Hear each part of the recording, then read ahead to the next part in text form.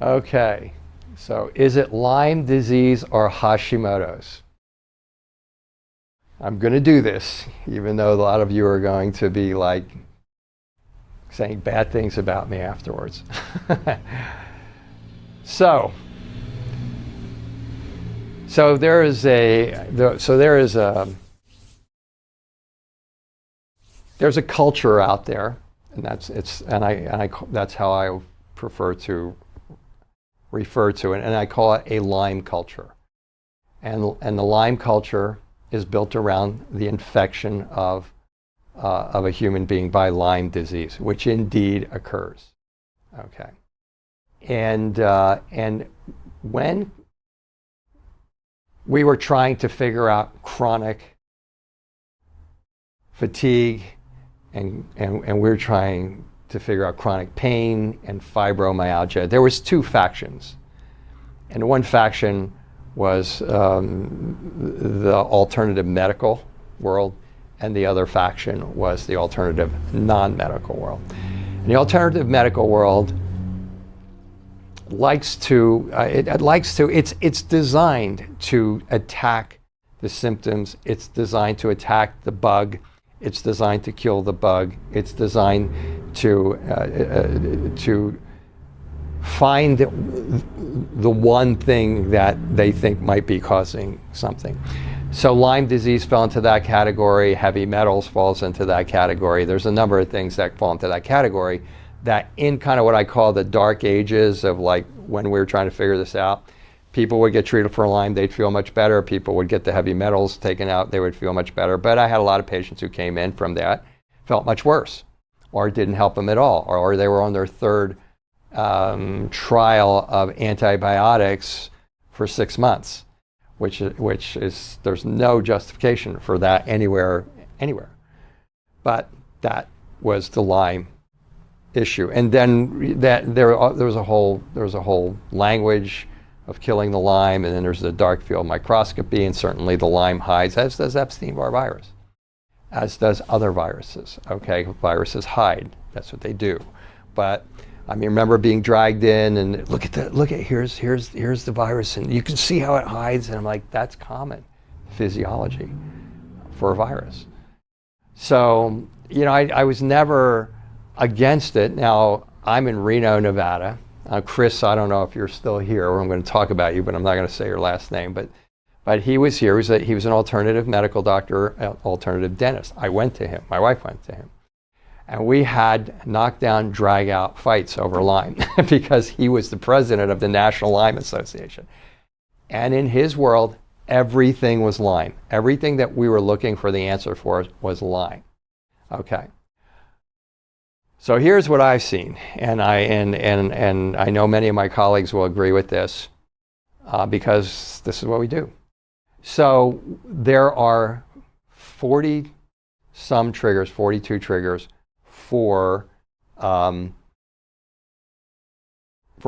thyroid disease, Hashimoto's. Okay, one of them is listed as the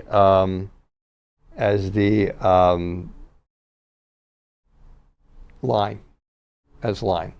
I have a little chart here on all of the 42, and the one that is listed is the Borrelia burgdorferi down here. These are all of the triggers for autoimmune thyroid disease. It's listed here as one of them. Here's what was found at the University of UC Davis, I want to say like 2015 or something like that, was that the Lyme bacteria comes in, it's for real. If you don't get rid of it right away, it is going to create chronic problems in the future. Not unlike Epstein-Barr virus, not unlike herpes viruses, not unlike shingles, not unlike those things. It's in our world, it's in that category. Okay, it's a bacterial infection, and so the medical model is let's try for 6 months or 6 years or however long they'll give you antibiotics to try to kill it and freeze it and do all this other type of stuff. But in the end, if you get to it with the antibiotics in the first I'll stretch it out and say 12 weeks, but usually it's going to be like 6, and you kill it, life is good. But if you don't, it's going to have this long-term ability to express itself when you're compromised, when you get stressed or things of that nature. What they found at UC Davis was that what actually happens is the Lyme gets into your system, and if you haven't gotten rid of it, it actually attacks this enzyme in your joints, which is a cardinal sign of Lyme disease. And it's called an MMP10 enzyme. And it's an enzyme that cleans out the dead cartilage in your joints. Okay. But here's the situation. That is now an autoimmune problem. Okay. That is now because it's attacking self tissue. So that enzyme is you. It's you. So when you have something that attacks an enzyme, that's an autoimmune problem. Now here's the thing. Most people don't get one autoimmune problem. So let's say that person has Hashimoto's, which will cause hypothyroidism, which will cause fatigue and hair falling out, and it'll cause your gut to be bad, and it'll cause your cerebellum to be up. And let's say you have antibodies against your cerebellum. Now let's say you have Hashimoto's, you have celiac, and you have autoimmune gastritis, and you have an attack against your cerebellum. That is something that happens commonly because all of those elements, all of those tissues look the same to the immune system. So if one gets attacked, all of them can't get attacked. Back to Lyme. You attack the joint. Many of those people are going to already have autoimmune thyroid disease. Maybe they know it, maybe they don't. They're already going to have celiac. Maybe they know it, maybe they don't. They're already going to have autoimmune gastritis. Maybe they do, maybe they don't. Maybe they have all of them. The Lyme now sets off immune responses that's attacking the joint, but now it starts attacking everything else. That's what I see. And that's what our world is about in the functional medicine, functional neurology, autoimmune world. So when people come to me, if they have a positive Lyme issue and I'm looking at blood panels, and that's a whole controversial thing in and of itself.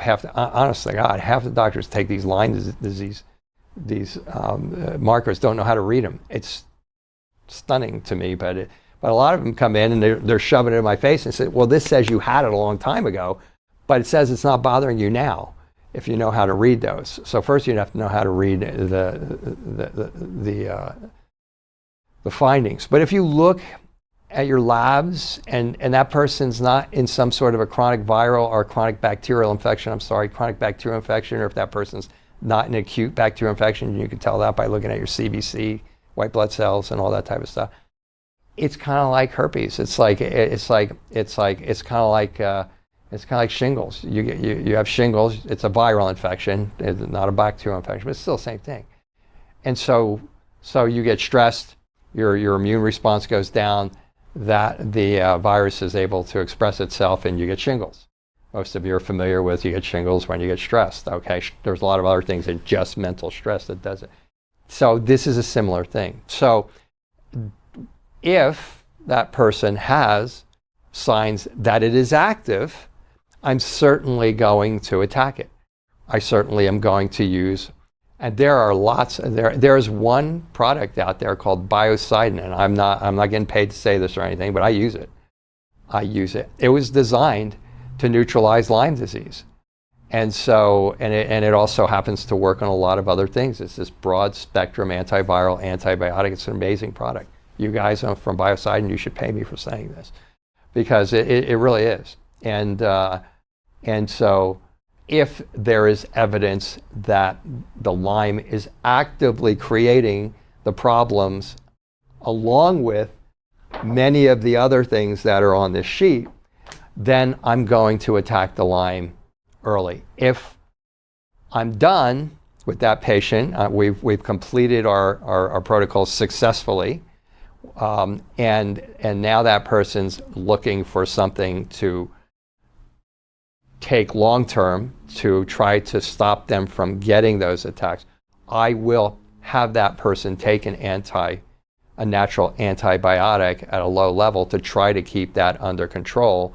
so that it doesn't jump up the second you run into some sort of a stress. that's my take on it. Since that study came out, and I want to say 2015, it was around there, maybe even a little earlier, but I think it was right around there. And that study came out on how that attacks. Then it became obvious that, okay, it's attacking, it's creating an immune response. The person has other immune diseases. Everything blows up. And thus, my buddy Chris, my dentist, and my buddy Chris is like, it's all Lyme disease. Yeah, well, you're getting the symptoms from the Lyme, you're getting the symptoms from the thyroid, from the celiac, from the cerebellum, and all that type of stuff. And you have all of these symptoms, and your doctor is like, their eyes are rolling like, okay, this person needs to see a psychologist because nobody can have all this stuff. Oh, it's Lyme. Fair enough. There was a time when that was fair enough to say.